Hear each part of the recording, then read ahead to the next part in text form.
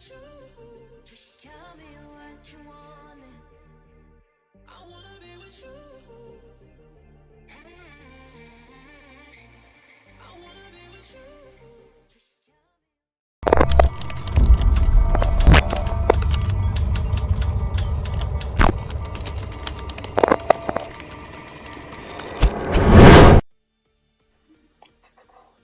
Hello, lads and gents, and welcome to Talent League Playdate number 1 and 2. And today is going to be none other than, actually that's going to be week 2, and today is going to be none other than Playdate 5. We're going to be watching a very nice, relaxing best of 1. You know, it's a bit more towards the evening, so the things are cooling down since summer is being very, just in general, boily right now. But before we get to the matches and the players and whatever we have to see, I'm going to be introducing our lovely, or my lovely, co-caster, Golumolu. Hello, how have you been doing today, man?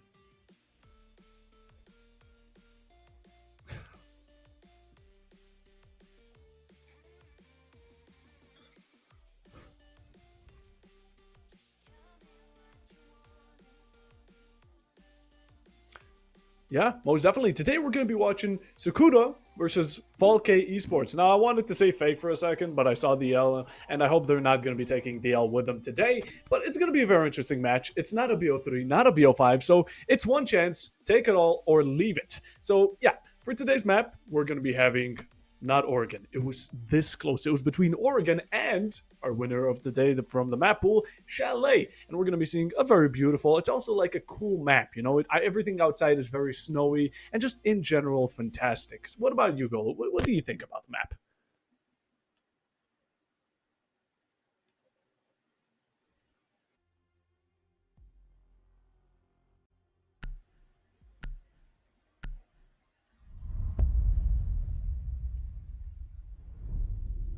Mm-hmm. Most definitely. I mean, yeah, Chalet all around fantastic. Everyone loves it, and it's not Oregon.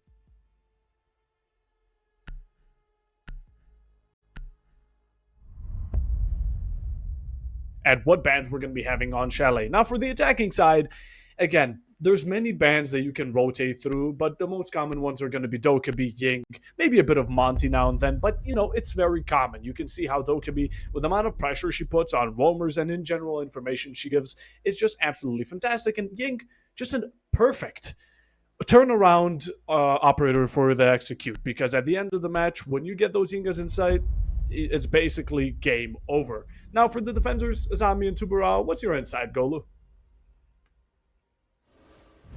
Yeah.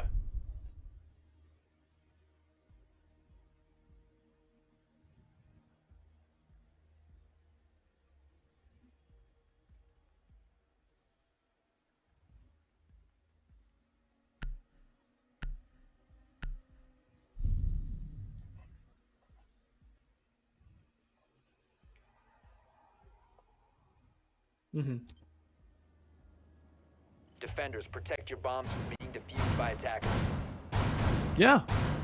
Yeah, most definitely. I mean, right now we are going into master bedroom and office, which the side upstairs, you know, it does rely. You can take, I would say, the two major pushes in the attacker. You can either go from library, you know, push your way slowly through, clear out the area, get your flank watches, get your Maybridge, get your fluke, everything mezzanine, whatever you call it, or you could be a bit more different. You know, this is a bit more rare, I would say, not necessarily extremely rare, but it's less common. It's pushing the side of Solarium. Of course, going trophy, maybe taking the downstairs, going for some verticals, taking kitchen, again, setting up flanks. Of course, that's unnecessary because you don't want to have things turn around just from a 4v4 to a 4v2 on the enemy side. But with that, I mean, we're starting off. We do see these lineups. Now, defender side, I would say it's normal, although Frost, I would see her a bit more commonly used on the side of Bar. But where do you think the glass could fit in? But I think you're looking to try and throw those smokes down, give yourself that coverage, especially looking at the main breach, all those outside moves, try and give yourself that, you can take those gunfights where the defenders can't really look back at you. No Warden on the board here for FALKE, so definitely becomes a little bit easier to pull off something like the smoke and plant play with the supporting fire from Alro on that glass. Yeah, I mean, very he is a bit more limited, but he definitely, those limits, he can utilize them completely. The flashes are coming out. Main breach is being very aggressively pushed right now, or not main breach, mostly Solarium right now. The bottom floor is trophy, kitchen, all of it is being taken over by these attackers, and they made their fast push. They got the windows, they got the smokes out, and they use those gadgets to kind of sneak their way into these stairs, to sneak their way towards site, and barely a minute has passed. I mean, they're already droning their next site. They have a lot of utility still on hand. I mean, we see some drones still on hand. We still see maybe a main breach. The Grim has definitely used all of his gadgets, so not a lot from there. But verticals from Buck, you know, always useful. Although he may want to watch out from those bullets from JK, since the SMG11 is unforgiving, taking him out and giving us the opening kill. Glaz still on the staircase, will want to look to push up, and for the most part, this extension out towards Library not going to be a factor for the round, because like you mentioned, it's so focused on getting up Solarium and trying to push into the bedroom from the back side. Watching on these holes that have been opened up, it's the vert angles made by FALKE on the defense to try and look down and catch off any of the unwary attackers who take just a step out of safety. Good little movement spawning out there. They recognize they've been droned out. Moves away as Bombi gets another kill, now taking down the Glaz as well. One less threat for them to consider. Well, definitely. Now it's a 5v3 situation. Defenders looking quite heavy, but Bombi, the double shotgun out, gets taken out, traded from the main window. That's going to be another kill from Forever onto Dice. And now it's down to our final remaining attacker. Bosu right now just standing outside those windows. He got that trade, but how is he going to enter? Well, there it is. That's going to be his opening kill, the second one to this situation. I mean, he got that 1v1 onto the Fenrir, so he managed to kind of push up. But it's still quite unsavory. I mean, these are moments where you have a hard time. He's going to need to pick 1v1 situations with each of the defenders in under 20 seconds, and not even having full intel on like that. Rafa's going to be taking the full extent to it, going behind the bend nice and soundly, waiting for the opportunity to strike, and there it is. That's going to be the first round going to the side of FALKE. Yeah, I mean, ultimately just sat back and held their angles very well, right? Sokudo looked to try and go for that Solarium push, but could never really find ways to dislodge the defense and get those opening picks to give them the space to start coming in from these window repels. And it's one of the dangerous parts of this attack, right? You have to make sure you're very well disciplined in how you're going to get. We saw the Glaz of Aero underneath, trying to maybe look up through some of these holes, maybe try and walk up Solarium stairs, and that's a good start. We eventually saw them rotate that pressure onto both big window and the bathroom window. So again, a very strong understanding of how they need to move forwards to try and clear out a bit of the defensive positioning.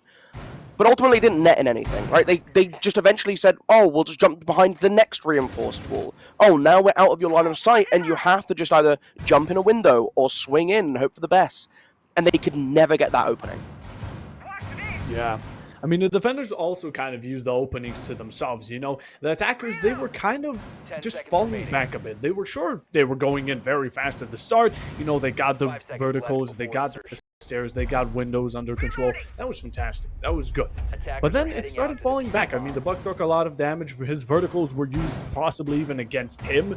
And then at the end, I mean, Bombi, just that shotgun and SMG11, he took these opportunities that Sokudo didn't. I mean, he saw these dents, he opened them, and he expanded. He got himself at the end, I believe it was a triple kill.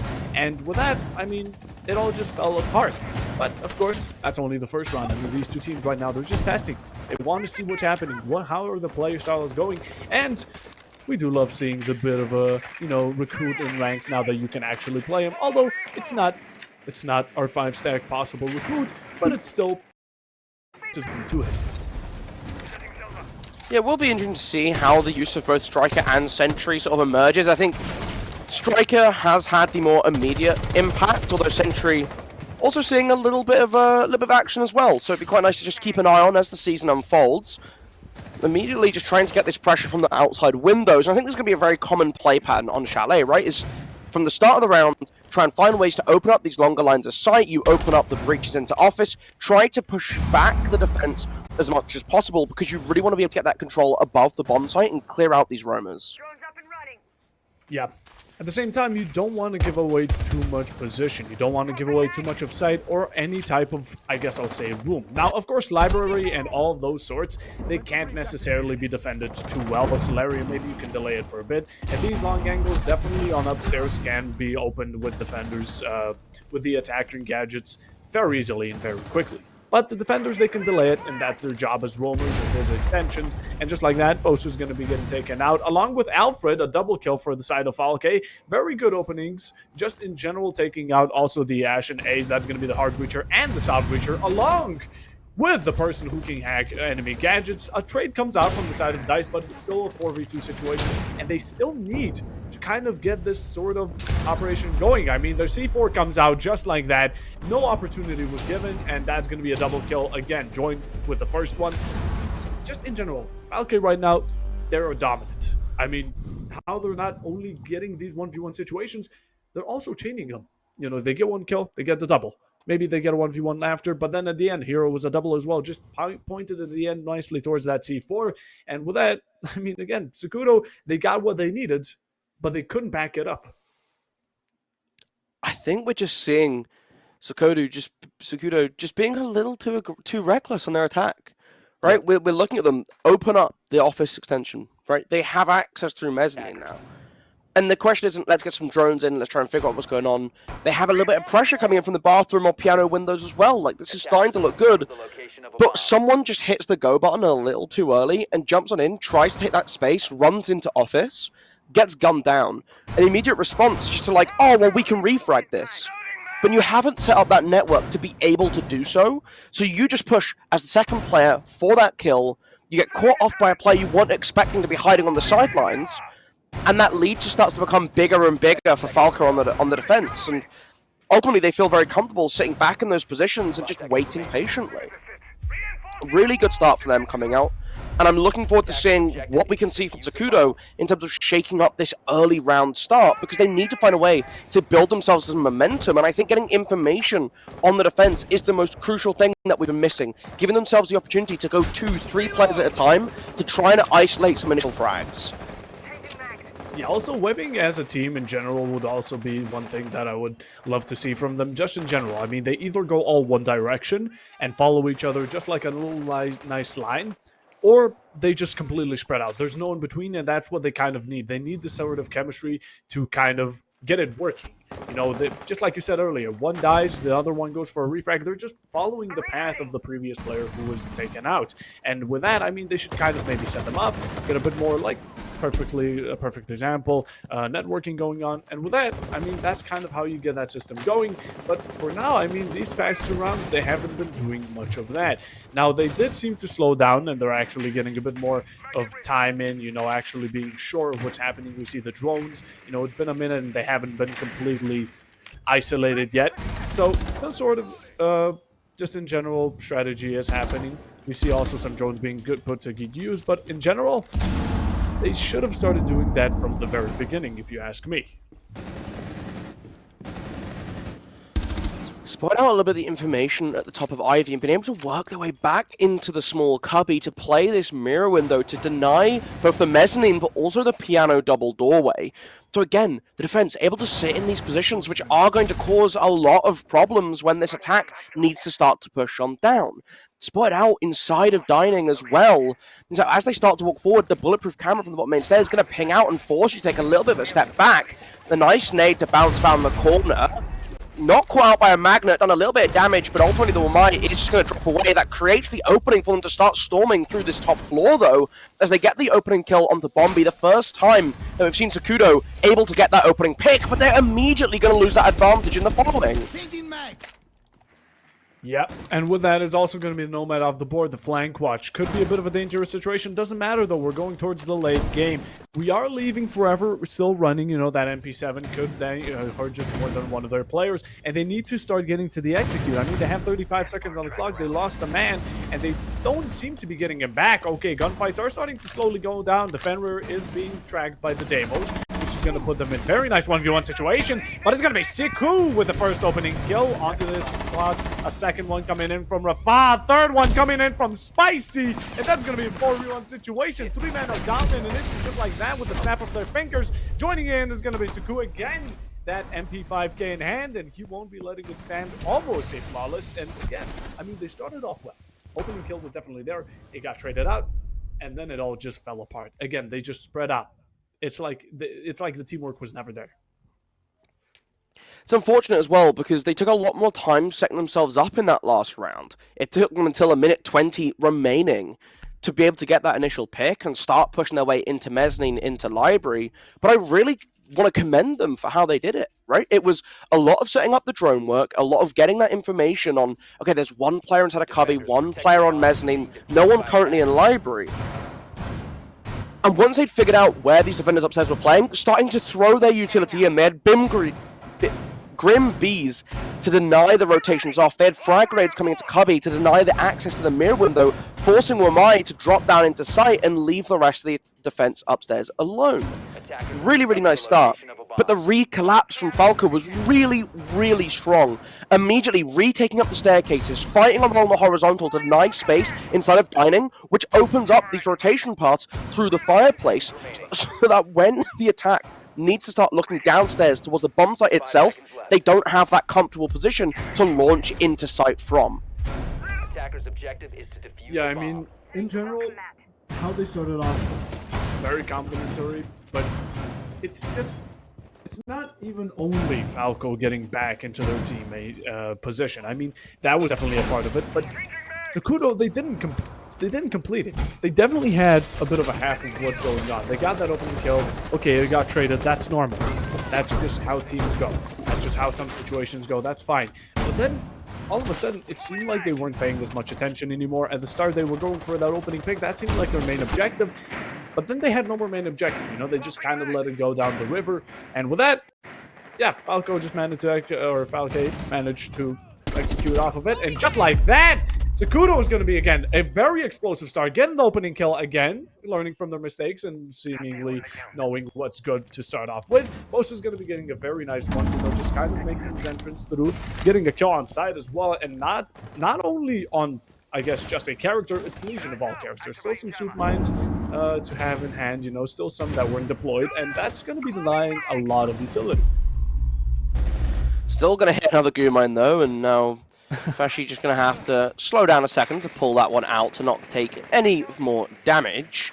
Again, interesting to see that they have reinforced downstairs below to try and have that downstairs presence, especially with the Valkyrie setup. That's a Nitro cell you're going to have to be concerned about when it comes for the execute. But a completely different side to this push now. Completely focused on library, getting open the office breach from mezzanine now with that thermite. You've got to be a little bit careful as you try to re-walk out onto this balcony, especially having heard the barricade get pulled down. They should be well aware that someone might be watching out towards that window if they want to run away. The Rotero trying to force the mute back, give them some potential window to start to walk in here. And as the line scans come through, I'd expect them to make a push here as they storm into library, they storm into piano, but it's not going to work. You immediately lose two on the crossfires being held. A run out is netting you the second, but peeking in through the breach, they bring it back to 3-3, but there's a flank from behind that they just were not expecting. Siku gets a second in the round, and suddenly Aero in a 1 versus 3 has to pull off a masterclass to bring this round back.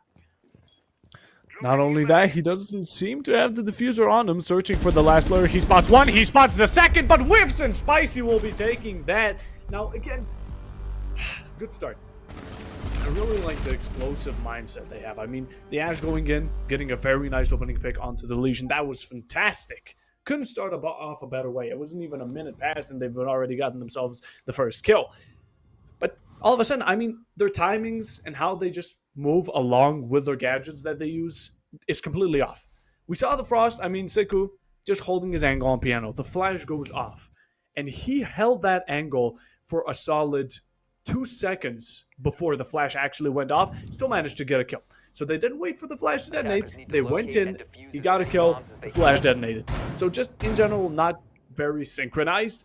And even then, I mean, Fluke wasn't contested too much. Neither were the double windows. The flank wasn't being watched or just recognized at all from the main stairs or the bottom stairs.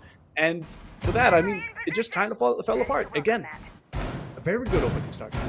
But if they could just continue, if they could just keep on going the way they started and lead that towards the end, without these type of, I guess, unsynchronized plays, like team plays that don't necessarily include all the chemistry, you need to keep it going. You need to, how it started. The perfect and most simple way of going about it is how you started, you keep on going. Even if you can keep on going with this explosive mindset, because they seem to go a lot more passively. Now, at the start, they're extremely explosive, but then it's just a lot more passive all of a sudden. Too passive. And that's what's also been kind of getting them these worried plays where they don't seem confident about, should we push quickly, should we push slow, should we be aggressive or not.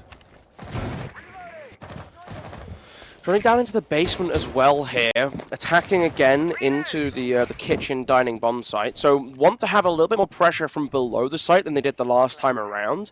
And again, with a couple change-ups in their lineup, notably bringing in the thermite this time, screams that they're going to go for a more traditional style play where you walk underneath, you try and open up this kitchen wall, try and get the plant down behind that B-bomb chassis. But nice work to go underneath, remove the mirror window in split, which will sort of slow down or deny FALKE the angles that they want to hold on towards that main breach later in the round. Not a big factor for now, but when we come down to that execute, they're going to feel very, very happy that they got that done early in the round.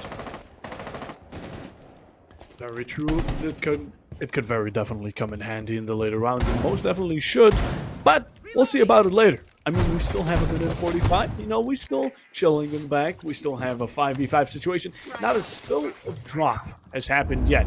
The windows are getting opened. We see the line scans coming out, and this is only the verticality contention. I mean, these defenders can completely back off, but the attackers, they have a time limit. You know, they need to get their things moving. They can't just stand outside on balconies and rappel on windows and hope for these defenders to peek them.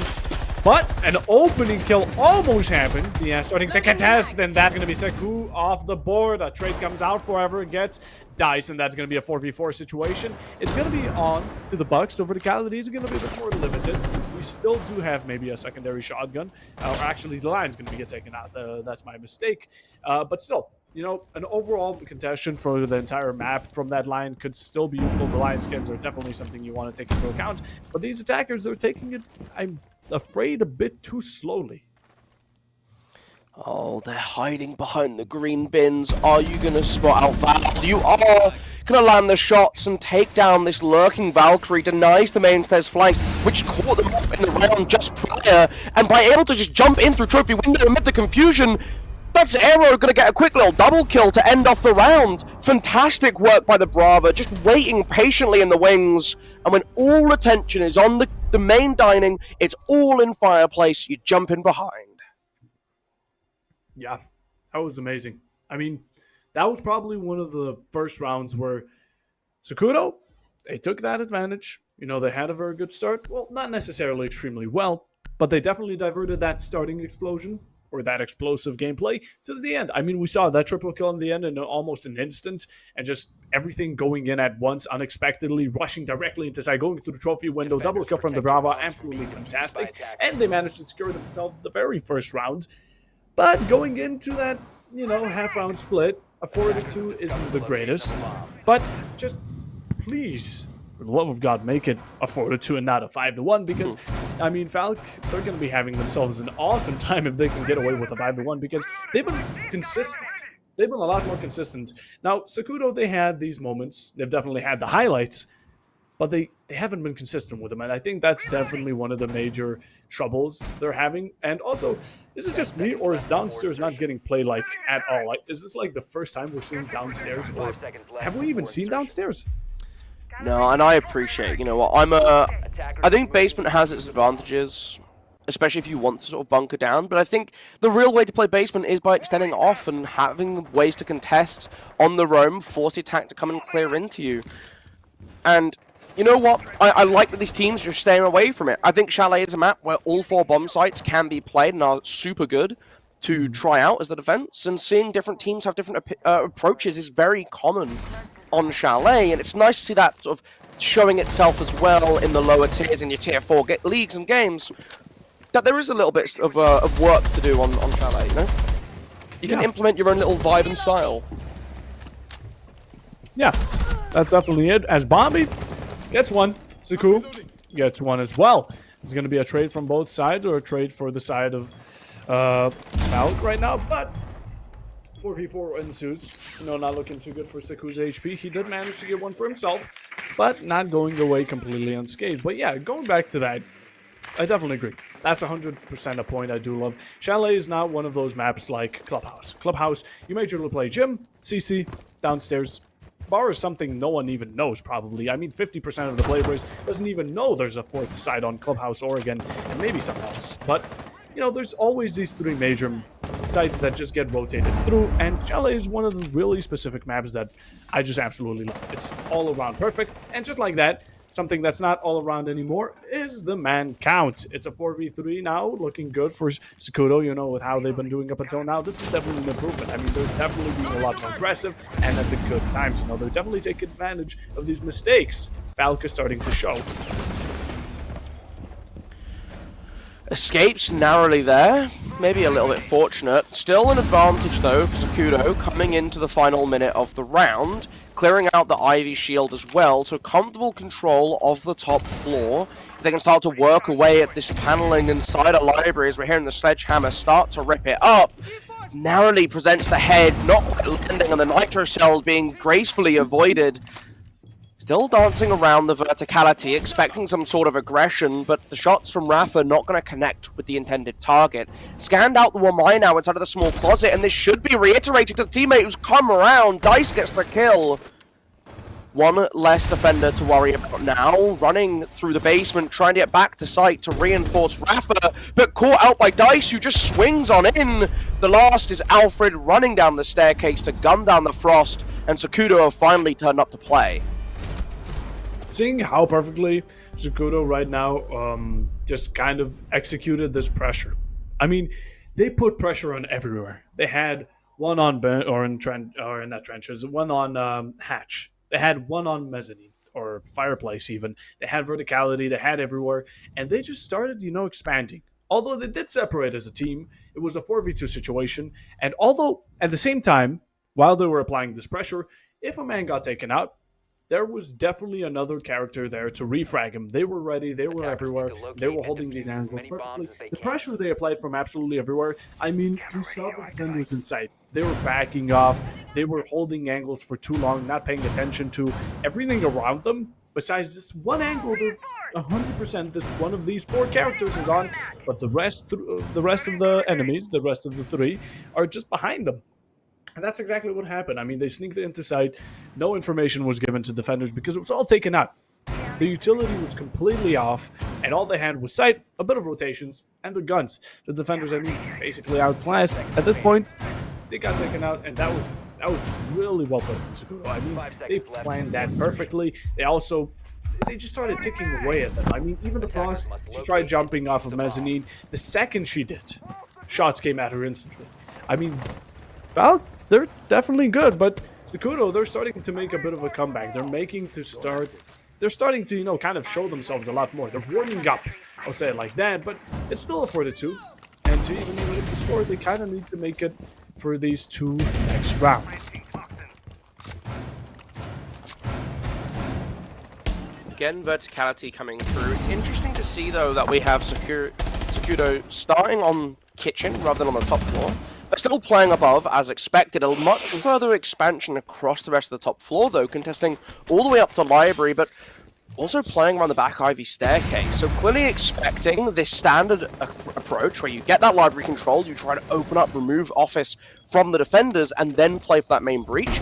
This approach coming out is going to do a lot more at stalling out that clock and making it so that FALKE have a lot less time to play with when it comes to the end of the round, if they're even successful at clearing out the roam. Attackers recovered the But diffuser. there's always an if or but, and this one is going to be how the roam is going to be cleared. And it's definitely starting off fantastic. A double kill coming in from FALKE. One's going to be a nade and one's going to be just a shot back towards the hatch. I mean, absolutely fantastic. Expected it and definitely returned those shots. But they got themselves an opening 2 kills, or a double kill, some may say. It's a 4v3, return to shot, a bit of a refrag, or some may say trade from Alfred coming in. Not gonna let it slip by just so easily, but he needs to make that one more just to make the evened up man count. Now, as the time is slowly ticking, they still need to kind of advance. I mean, the side is downstairs, they're fighting for upstairs. They need to get these things going. I mean, we still have Aero, we still have defenders upstairs, just kind of holding their position and doing it very clearly. Now, with this 1 minute they have the man advantage. They could go for a refrag game, but that necessarily isn't going to work out. So this aggression that's been shown in the first couple of rounds on the attacking or on the defensive for FALKE could definitely start coming out. The Bees just buzzing away, waiting for the opportunity to start to walk back through bathroom and retake some of this space upstairs. And again, we haven't seen FALKE move too far into office, instead playing to contest. Just sit and watch, knowing that someone from the defense is going to try and creep up, try and get on these vertical angles and dissuade you from putting that diffuser down. 25 seconds and finally spotted out. Is going to have to take a little bit of a step backwards, but maybe expecting that the attacker going to forget about the position, and you might be rewarded as the IQ's moved off mezzanine balcony into the long corridor, moves back in but goes down. The nitro cell already catching one of the diffuser planters down. Rafa is getting one on the breach, now forced to jump on into dining, try and get space around the kitchen table, becomes the only remaining attacker in the round. Here's the drop, gets the kill, looking for the second, but can't quite find it, hiding away in the corner. The defenders are able to win it out on time. Whew. Got me sweating for a second. I mean, extremely close. The attackers, you know, they started off well. They started off extremely well, but as they progressed, and that even they tried ignoring the upper stairs, which honestly wasn't a bad move. Not at all. But it wasn't all attackers that forgot about it. An attacker stayed upstairs, got taken out. The Valkyrie still had enough time to just sneak back inside through that hatch. Did get taken out by the Ace, but at the end, time wasn't there. They were wasting a bit too much time throughout the entire match, and as they were focusing on the upstairs, and then kind of midway just decided, should we skip it? Should we not? That was the time they were kind of wasting around. And by that, I mean, if everyone's going to go downstairs, make it everyone, please. Don't let just some people stay upstairs. Have the entire team push it. The C4 did come out. That was an opening kill, but they had sight at that point.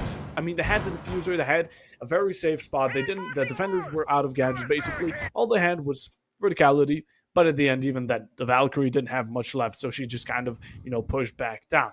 Now, from the side of production, I do believe it's either me or, yeah, we're having a bit of difficulties, but we should be back. So yeah, I mean, going for the 3. Sokudo is, you know, 3 rounds in. FALKE is 4. They're getting a bit closer, and I mean, you know, 1 more round and they're evened up. And with that, I mean, not too much of a change has happened. These teams are definitely evened up, but Sokudo is definitely making a bit of an entrance. You know, they're definitely starting to adapt a lot more than FALKE can, you know, work around with. Wary the windows, keeping an ear out. Again, another extension coming in from Sokudo, where they want to try and meet FALKE very early on. Vertmaid looking down towards main stairs, but because no one's currently on it, you do give a slight opportunity. Frost spotted out on the camera. The ping's coming through now as well, as they're locked in place by the E1D. This should be a really comfortable kill as the wall popped open in the side of garage. Frost doesn't know quite where to look and immediately swung and destroyed by Spicy Val. But a quick refrag from the Abruni, who just runs down into the basement to grab one back. Couple chasing away shots, but nothing gonna land. And yes, you do lose your Frost, but you take the sledge down with you. That's quite a healthy trade. A very healthy trade indeed, as it's going to be the only soft breach they currently have on hand. Well, they don't have him in hand anymore. Now it's a 4v4. You know, Rooney's still sticking back, playing it safe. She does get the refrag, which is very essential, especially for late game, especially for those verticals, because, well, I mean, we're playing library. Where upstairs is the main focus. These verticals are definitely going to come and play towards the late game, although it is becoming a bit too late for them, I would say, especially with how strong the hold from the defenders is. I mean, we have the Warden upstairs. He's still playing it strong. We still have a decent bunch of gadget, like the Fenrir right here. I mean, Fluke in general is being contested also very strongly, Mezzanine along with it, although Capitan, you know, can come in clutch. The fire is coming out, and that's going to be one of kills from the MPX side.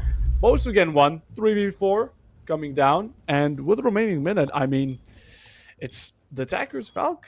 They're starting to really slow down on how they're working it through. And just as I say that, Bosu manages to give himself the 2nd kill. That's going to be forever off the board, and it's also going to be the Capitao. So say goodbye to your safe late round plans. 40 seconds left now as pings coming through into stock, indicating they're aware of Bosu's presence, but which side is he hugging? Is it the door or is it the reinforced wall? Lion going back upstairs to the window instead, but space above has been retaken. One loose shot sent in the direction of the Warden as you drop the flashbangs, but remember, you can pop the goggles. Footsteps on Mezzanine as the Fenrir getting over aggressive, does get gunned down, jumps into the bar window as well now, and is able to get the Warden Plant going down, but lost your teammate. You've got to try and stick and make it work. Can you escape in time in the aftermath? The defense collapsing on you, and you just go for a bold sprint out the window, narrowly evading the fire. Repels up. Now has to play the post plant. 36 seconds, and you're scot-free. You get the win in the 1 versus 2. Waiting for the sound of that defuse kit going. Patient on the first. Patient on the second. The jump out caught in a claymore. You've just got to wait, Rafa. They've got to try and push you. You can't stick it anymore. Going for the barricade and going to try and stick to it. Shoots a couple sprays into the door just to try and break it down. You hear the spray, you get the line of sight, and Rafa, you've pulled off a beauty. Oh my goodness! Not only was that, I mean, high risk, high reward. If that word had, or if that had a definition, it would be this play right here. Not only did Bomby come out with the future side, I mean, he absolutely planted that claymore knowing something was going to happen and it's going to be extremely useful. Coming in clutch from any type of run out, because, I mean, come on. Rafa right now, he was focusing on upstairs. He was focusing on anything but that side run out, and it worked out perfectly. Now, even then, I mean, going for the plant the second his teammate is down, going for a plant the second he jumps in, gets the word pre-fire. He thought it was, he took a gamble. That was already one gamble, 50-50. Either he was going to be on the left side by the wall or directly on the door. He took the gamble, took it on the door, got himself an opening kill, and then it was a 2v1. Goes for the plant. I mean, you might as well take it. But the fact that he had the balls to just completely run out that double window, taking it all. I mean, honestly, it was the best play. Because if he was going to stay in there, it's a pre-fire. It's 2 players. One goes for vertical, the other one pushes him. It's the easiest crossfire or a double pre-fire from both sides, and he wouldn't have won it. But taking that risk, going outside the window, maybe getting himself the advantage, just because, the defenders don't necessarily know where he is. They have the entire outside to check. He could be on the balcony, repelled, left, right. I mean, he could be anywhere. So that was probably the best gamble he could have taken, and he managed to take it. As FALKE, just barely getting away with it, getting 1 round closer to that match point, that almost match-deciding round. We're at 5-3, and we're back now. 6. It's the first time. I mean, if these plays let my it happen, friend, we're going to see it. It's the basement coming through. Overall, and again, 2v1, it's going to be a very heavy extension on the roam. The main breach already open on up, and the Vulcan canister deployed on the wall, just keeping things closed for the time being. Going to buy just a couple seconds of reprieve, but the ping's coming through, and Bomby just spraying through the barricade, gets the opening pick onto Boaster. You take down the Valkyrie, that's a nitro cell gone. There's a second defender lurking in close proximity, but Dice doesn't want to get over-aggressive here. A couple warning shots as he starts to fade back through the rest of this top floor. There has to be wary of bathroom control now established for FALKE. How far back do you want to fall? Doesn't know again if there's any presence inside a trophy as well, as the flashbang starting to come through. The rest of this top floor is under a sweep. Presence in office now too, as the E1D scan comes through. You're forced to stand still. Brilliantly evaded for the time being.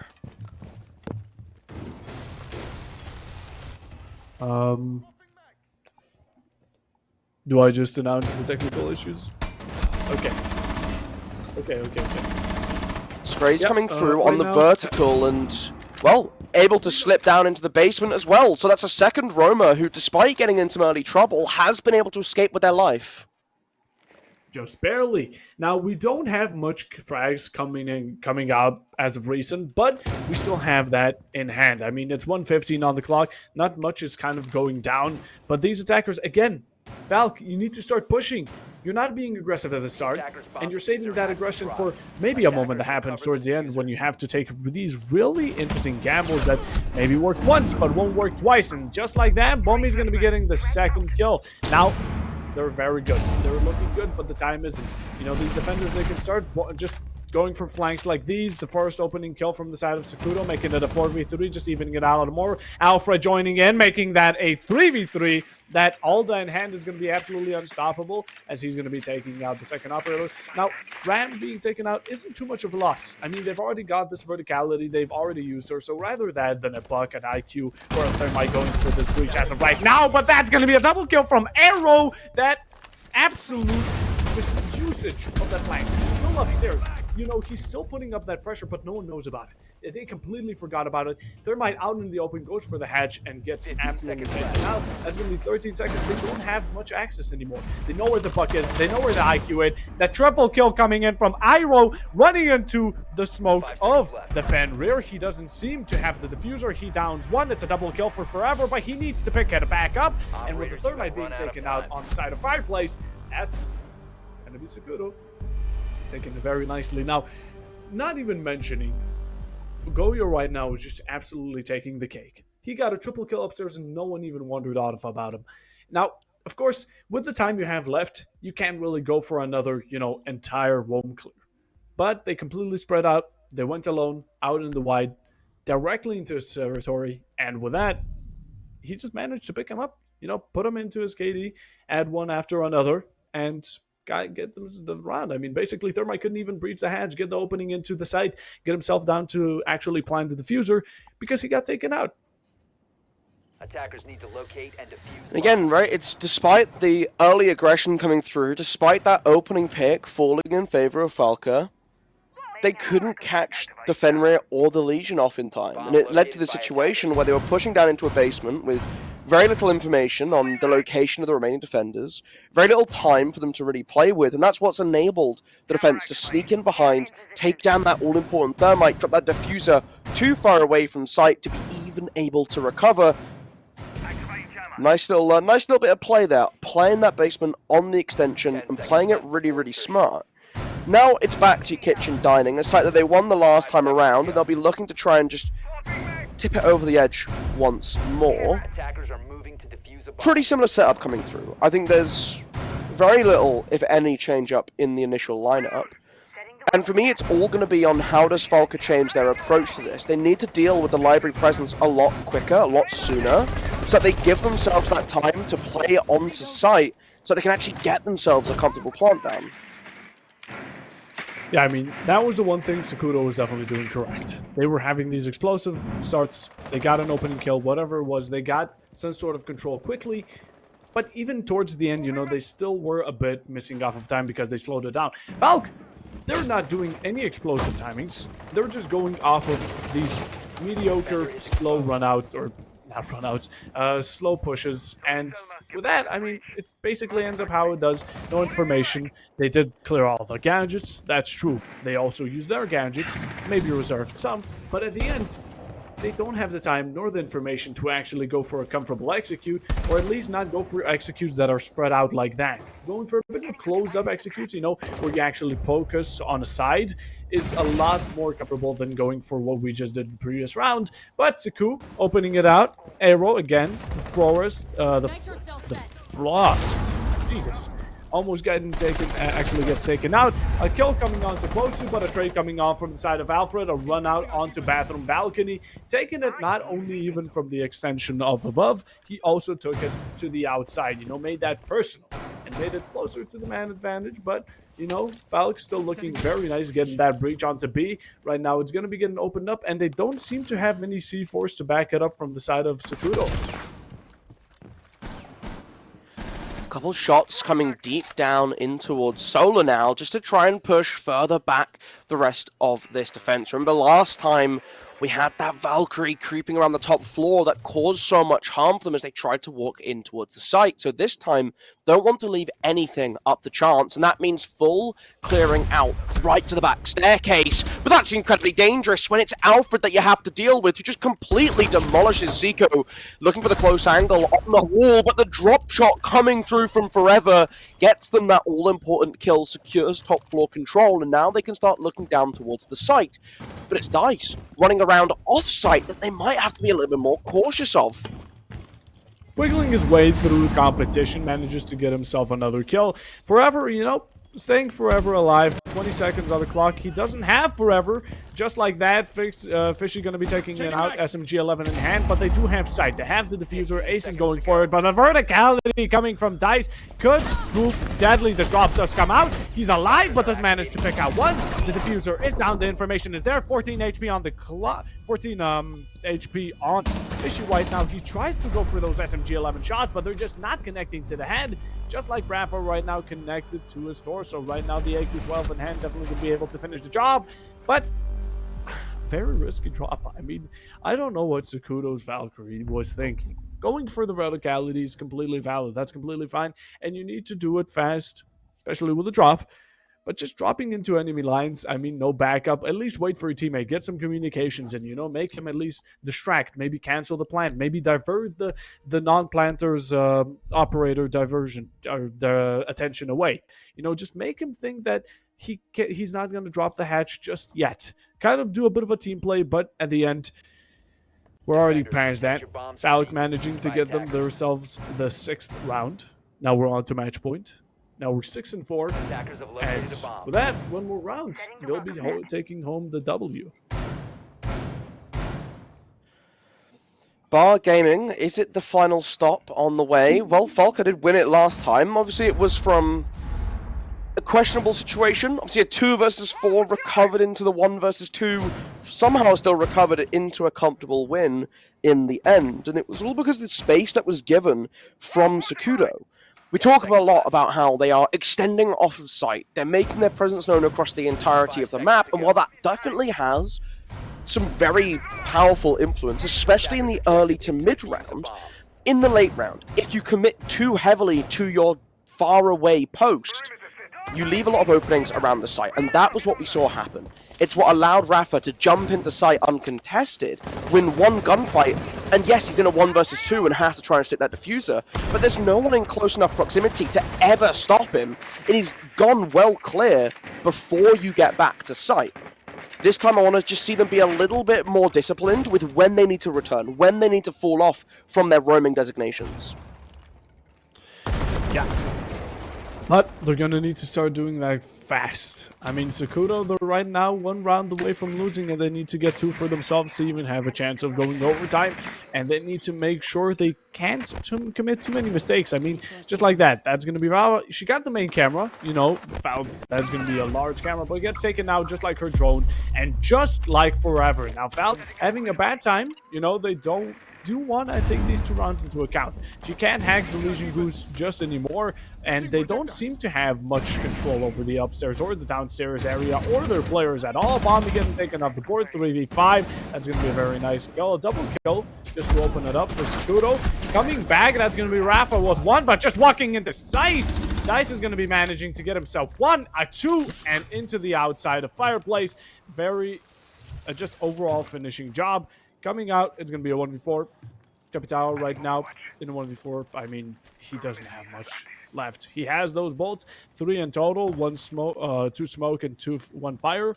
But it's not going to be able to get him those 4 kills.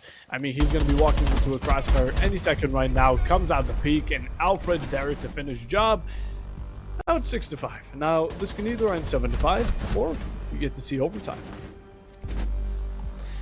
Just 1 more round is what they usually would say at this point in time, and like you mentioned, goes for either team who want to just push themselves a little closer towards the end. FALKE will want to close out to claim the maximum points available from this game and push themselves further up the standings as we sort of creep towards the middle point of our regular season. But Sokudo, again, every point matters. Where are we heading for our last round? Well, it's going to be the basement yet again, and this extended roam, I'd imagine we see repeated. We've had a drop-off, I imagine that might be rehosted, but we'll have to see what the claim comes through. Either way, the basement bomb site will be locked in no matter what, as potentially the entirety of the defensive lineup. So we can speculate just a little bit. We can spec just a little bit about what we're going to see when we get back into that action, of course.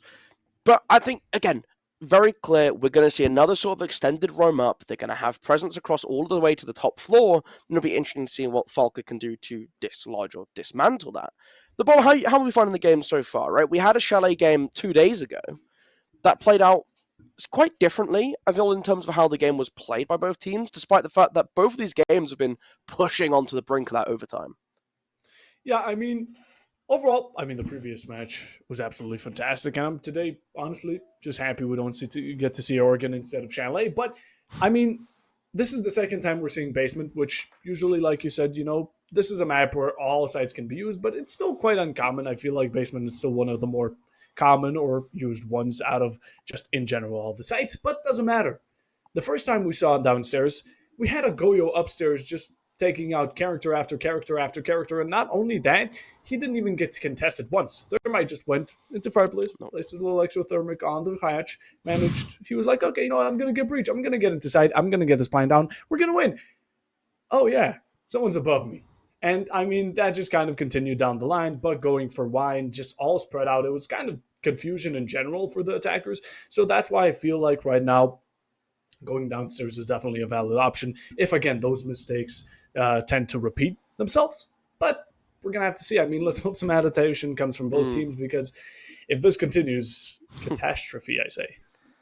Yeah, it's also interesting, right? We've seen a lot of roaming coming out from Sokudo and just what that's meant for late rounds, especially in terms of sites where they've been able to keep players off-site on those roams late into the game and just hiding away, right? I mean, you'll all know this from your ranked games. There's always someone just sat in a random corner who pops out of nowhere, and you're just like, what right do you have to be stood there for 3 minutes while the rest of us 9 in the server participate in playing the game? And that comes through, and you're building into these setups that are enabling it. It's really interesting to see Sokudo being able to get that value off, and I really like that we're seeing the big difference between the two teams paying off. And I think, you sometimes see teams all just sort of lean into playing the same game the same way, and you see teams like consistently just doing the same sort of attic master bedroom split push on Oregon, or, oh, we're just going to push up garage and open main breach or an attacking club server. Seeing teams have these different ideas has been really refreshing to see, both in terms of how they want to defend bomb sites, but also their attacking priorities. We've seen between the four teams over the last, I guess, 2 days, on Chalet, we've seen at least 3 or 4 different ways of attacking the same bomb site, with every team having their own style. And I think that's something that makes Siege just feel very different. When you get those individualities shining through on squads, it's really nice to see.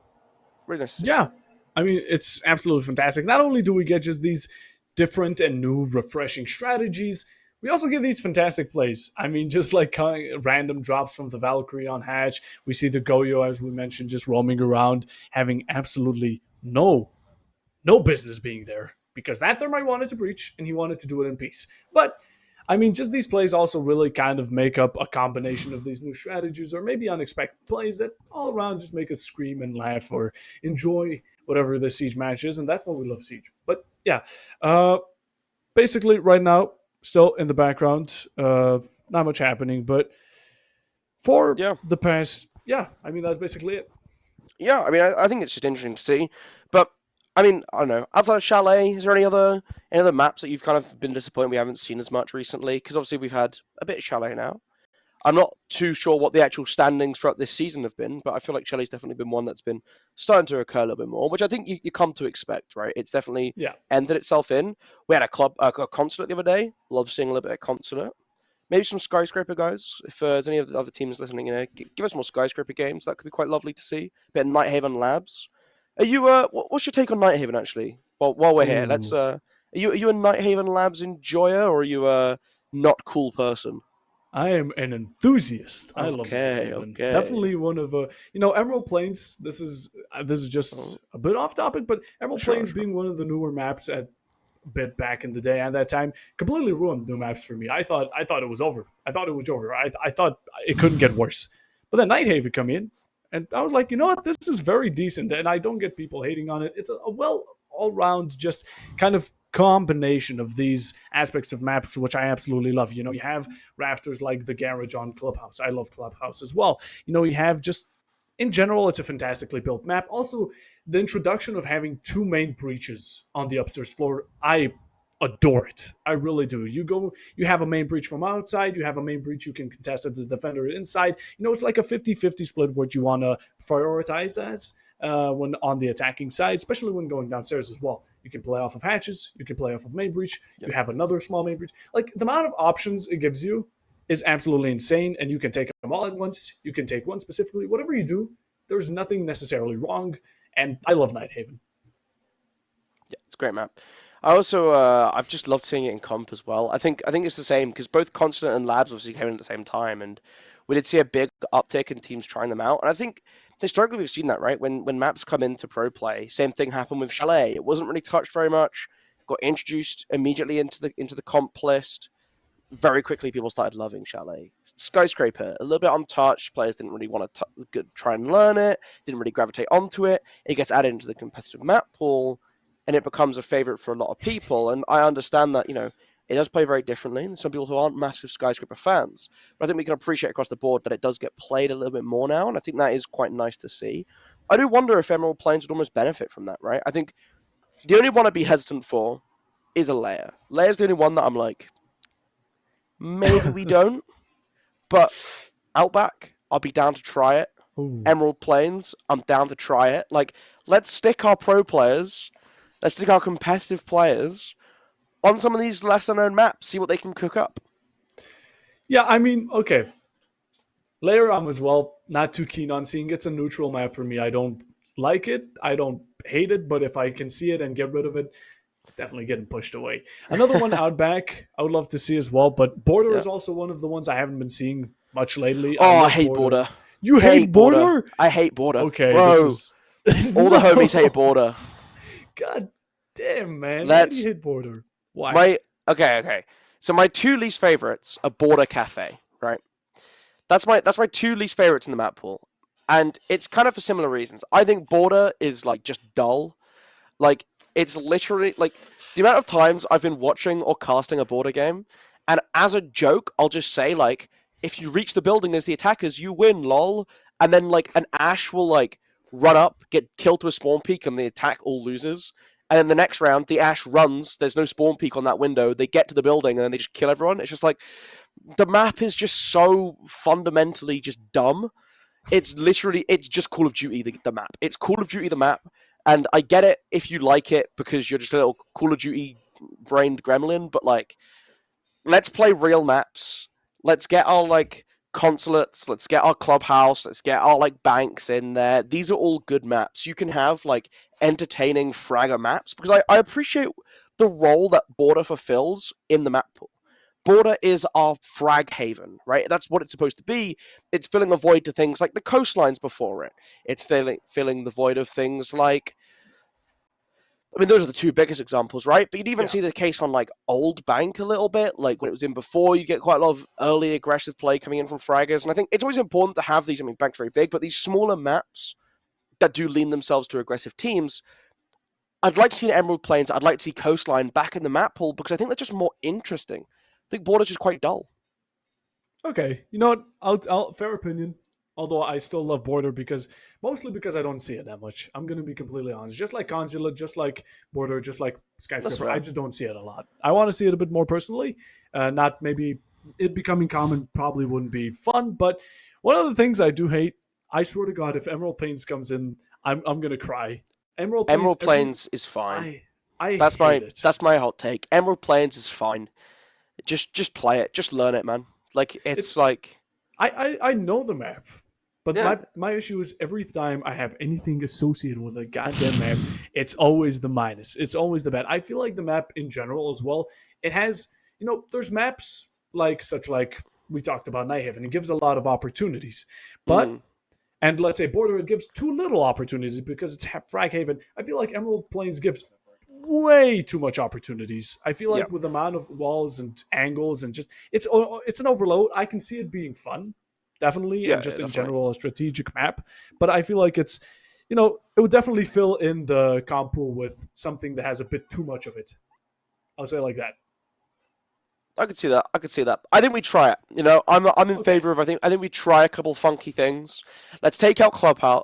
Let's take out Oregon. Yes. Take out Cafe. Take out Border. Okay. Throw in Consulate. Throw in Theme Park. Throw in Emerald Plains. Wait, Outback, Emerald Plains, Theme Park. Those are the three that go in instead. That's my 9-map pool. That's what I'm presenting to the court.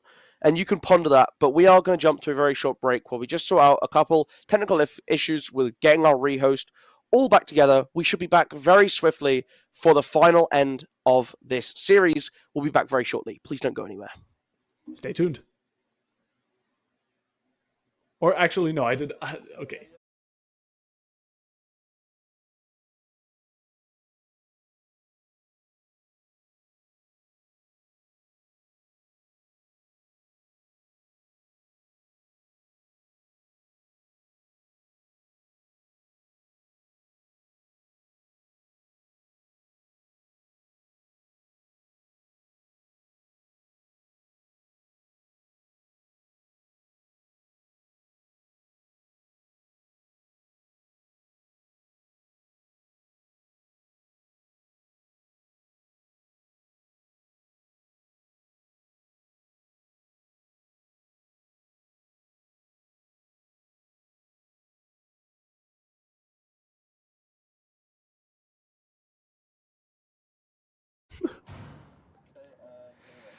I told you we wouldn't be gone long. We're back already. Look at that. It's all come together. The moment we throw to a break, everything fixes itself. It's the curse of Siege. It always goes this way. But we are back. Round number 12.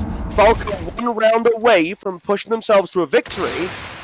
Already very quickly on with no denial on that outside breach, Pavo. They've gotten it open. Yeah, the glow fire is going to be burning for another 20 seconds, but that's fine. You don't want to walk in just yet. You're happy to let that buy just a little bit of time.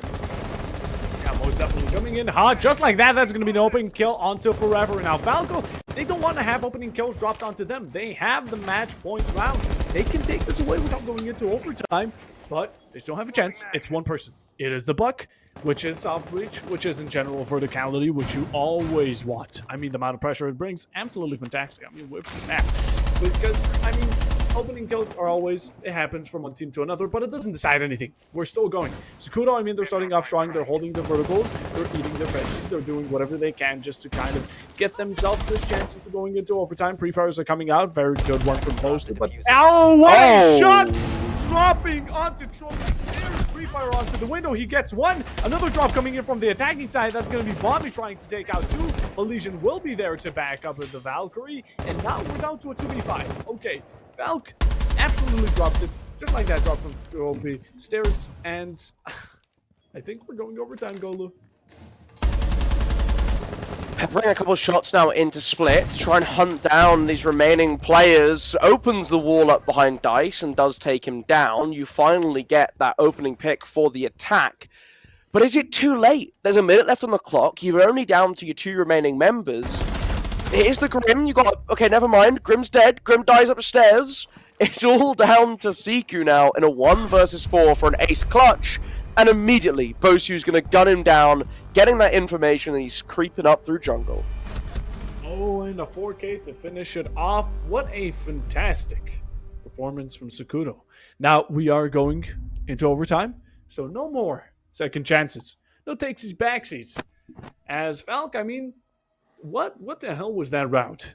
We barely got away from break. Everyone had a breather. We had the time to recollect our thoughts. And our best idea was to get drop-shotted by a Valkyrie jumping down from Trophy Stairs and trying to follow her. There's a Legion there. And yeah, there again, they try to go for these refrags very quickly. You know, they rush after them. They're like, you know, our teammates are taken out. We want to even it out. We don't have the information. We don't know if there's a C4 right below. We don't know if there's a Legion watching us, making sure that we don't come in behind the Valkyrie who just took out our teammate. So we just book it. And that's the worst thing FALKE have been doing up until now. They have been doing so much mistakes like those, just kind of letting them get away. And not only letting them get away because you don't have this sort of establishment running. You don't have FALKE being all over the place because they're going either together and, you know, they die together, or they go completely spread apart to the point where they can't even get good enough in-time refrags that work. Because, I mean, what we just saw was the perfect definition of that. So, I mean, they haven't changed it for the past 12 rounds, and I'm really hoping that change comes out because Sokudo, FALKE was definitely the runner. They had the first 4 rounds, 4-2 split on the half round, or on the half match. They definitely had a good start, but and they're receiving a lot of assistance, but Sokudo has been taking it with them. They have been taking that trophy, they are holding it and running away with it, and FALKE, they need to catch up. Pressure on the outside windows for site once again. So FALKE is showing that they want to get that opening a little bit towards the site, give them those rotation options for later on in the round, similar to how last time they were prioritizing getting these external breaches very early on. But you've lost Val very quickly. You've managed to get 2 kills swiftly back in favor afterwards. They're still going to hurt. You managed to just walk away into sight. Is this really how this is going to go? Running into stock, finishes it off and leaves Aero in the 1 versus 4. You know there's one on that mirror window, so close in proximity, and he guns you down immediately. FALKE, where was that last round? You could have denied the overtime. What was Sokudo doing? Are we handing out passes, free win, and site passes, walk in, get 1, take 2? I mean, that was just insane. They just walked in, they got a kill. You know, they got a very nice trade at the start. Although, you know, Sokudo, they got the opening pick, which was seemingly very good. The instant refrag came, another kill came, and with that, they got the site, they got their free passes, they took their free samples, and they just continued strolling through. And, I mean, Sokudo, they didn't shut them down, not even a bit. But FALKE, right now, you know, they're back at the position of being able to win. They take this round, they take it home. They don't, we go into overtime match point. And that's where it gets a lot more interesting because, I mean, at that point, there's going to be no second chances. Right now, there's still a bit of a second chance from Sokudo. They can still redeem themselves. They're on the attacking side. We're going upstairs, which, seeing how they've been performing there, isn't very consistent because this is the side they've been very unsynchronized as a team on mostly. Now, we have been seeing a lot of that, but maybe we're on round 14. Maybe we can see a bit of difference, a bit of change. Maybe. But that's only maybe if and but. As we're going into the last one, now let's actually take a look at the lineup we're seeing on the side of Sokudo. Now, I see an operator we have not been met with yet today, Golden, and that's going to be a Blitz. What's your take on him? I'm a shield lover. Look, I appreciate that shields are definitely in an overtuned state right now, and I think that is a shame because it overshadows how fun they can be. That being said, new shields are very fun to play. If you haven't played New Monty, do it. Just do it. Just walk at people and smack them with a shield, knock them on their back and finish them off. It's very, very funny to play. I'm intrigued that it's the Blitz coming out. It, again, streams aggressive play, and when you're looking at the top floor, I'm expecting it to be some sort of jump in through the windows, making advantage of the fact that you can now jump through fully barricaded windows immediately when you're playing shield operators, which is a incredibly overpowered part of the kit.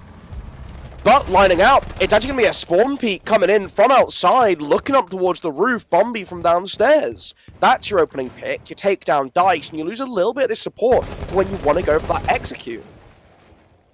Now the opening pick is going to be on Sokudo. Now the tables have turned just a bit. It seems like the roles have been switched. FALKE playing a bit more aggressively, even though they are not the ones with the blitz. There comes the beast. Osu with a double kill. They're in sight somehow. What is happening? The Forever manages to take him out, but there's still the Ash.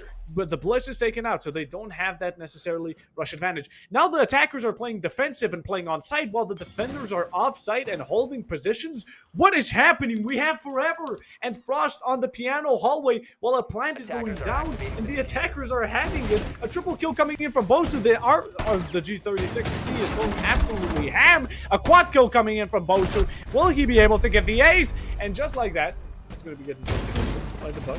Alfred sadly kind of shutting down that momentum we have from the Ash. But I don't understand this too well, okay? Correct me if I'm wrong, but the defenders were off-site, holding their angles towards site, as the attackers were by the bomb, just enjoying their caffeine. Am I missing something? Don't think so. I think you've pretty much hit the nail on the head there. Yep. They got in very quickly. They caught the defense completely off guard and used that to their advantage. Fair play to them. Yeah. Jesus. Defenders were locked out of their own site. Defenders Never thought they would like this would come, but it's here. It's 7-7. Lolo, any predictions with how things have been going so far? Am I brave enough to put a prediction down? Attacking onto kitchen dining. Sokudo get to play out the defense. I think we've seen FAL really struggle to find a way to crack open this hold, and I don't know if they're going to have the right priority on cleaning out top floor. Fully clearing out top floor did work a lot better for them in the previous attempt, but they still couldn't then have the time left to catch everyone off. So I think if they engage in just a traditional library clear out this top floor, they need to figure out one part of their game plan to cut loose. They either have to play a little bit more just around the top of Mez, not investing the time and utility in full clearing through the middle floor, through the top floor to dislodge the attack, or they're going to have to consider just going, maybe we go for a trophy play, maybe we ignore library and we're just playing for this half of the building instead. Because I think they're just trying to stretch themselves just a little bit too thin. I think if we see that again, I think Sokudo should be able to lock this game up. Yeah, but they're definitely going to have to reserve their time. How they've been attacking this side is most of the time have just went down to the final few seconds where they didn't have the time to kind of finish off with these kills, and it was very aggressive towards the end. But towards the start, you know, they didn't seem to be caring much about time. They were throwing it away like it was nothing, like it wasn't on the line. And another thing off the line is going to be Forever. A trade comes out also from Dice. That's going to be Bomby off the board, 6 foot under. We're looking at a 4v4. Now the Frost is gone, but the IQ trade is definitely a lot better for Sokudo right now. They're looking at a very good start. You know, some Guga mines coming out, being a bit annoying to these attackers, but I do like how the defenders aren't only taking upper floor, they're also extending downstairs. They're going to start rising up towards the end of the match. You know, they're kind of hiding, using these holes to just traverse through while the attackers are taking upstairs. And just like that, not even knowing that the mute just jumped down.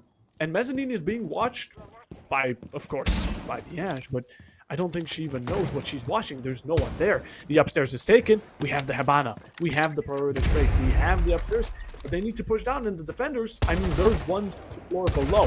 They could be throwing C4s. They could be even just holding it like a turtle. Whatever it is, they do have enough time. Now, FALKE, they have enough time, but do they have the resources and the information? Player in the back of Trophy, putting pressure down the staircase as well, is going to be able to try and force them back, throwing in the flashbangs. But the first kill comes through, and it's Silco going down.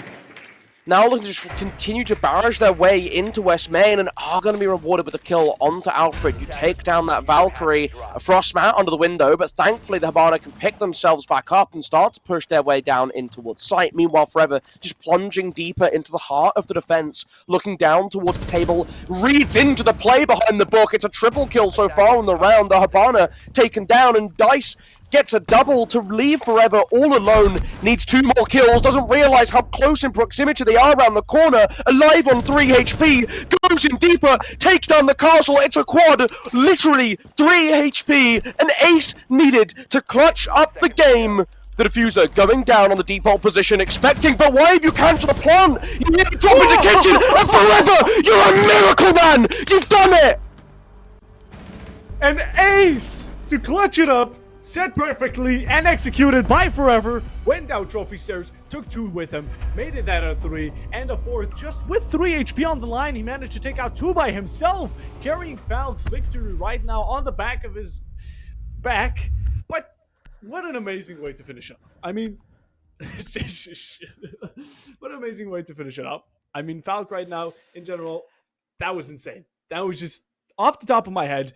A quad coming in, I was already hoping. I mean, I thought it was going to end by the smoke. That 3 HP, 1 shotgun shell from across a mile away, and it would have been over. A fart to the head, I mean, he's finished. But he doesn't care. He takes it, he goes around, Scooby-Doo's away back to the smoke, and just finishes the job. Fakes the plan perfectly, and goes for that nasty wallbang. No competition in from Sokudo, and that's FALKE taking home the W.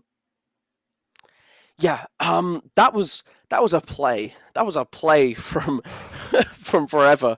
Fair play. Yeah, I think arguably the team that won in the end probably should have won a little bit sooner if we're being realistic. But ultimately, I mean, get off the back of a massive ace clutch to win out a game, you're not going to be too dissuaded by that. Fair play to Forever. Fair play to FALKE. A really nice game came out from Sokudo as well. It's a shame that they started out as slow as they did on their attacks, because I think if they'd been a little bit better poised, they could have picked up a couple more rounds, I think. I don't think 2 attacking rounds is something that, like, they're going to walk away from, feeling that was the fair result for that half, unfortunately. But really, really entertaining game, and no better way to top it off.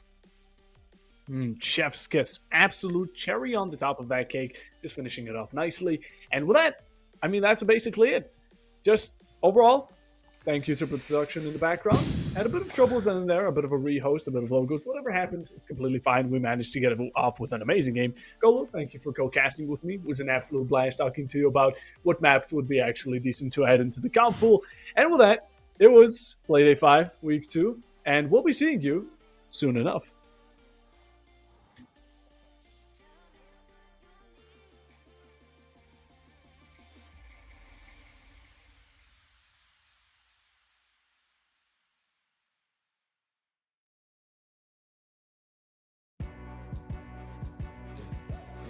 One's a company, two's a crowd, three's a party, come